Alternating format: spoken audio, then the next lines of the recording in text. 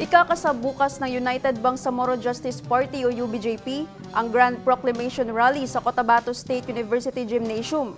Bukas ang unang araw ng pagsisimula ng campaign period para sa BARM parliamentary elections sa Oktubre. Ang detalye sa report.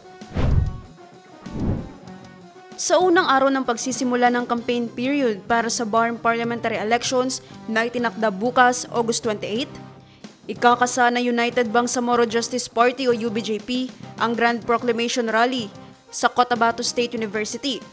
Ayon sa UBJP, opisyal na ipipresenta ng partido ang kanilang campaign platforms, party nominees at district representative candidates.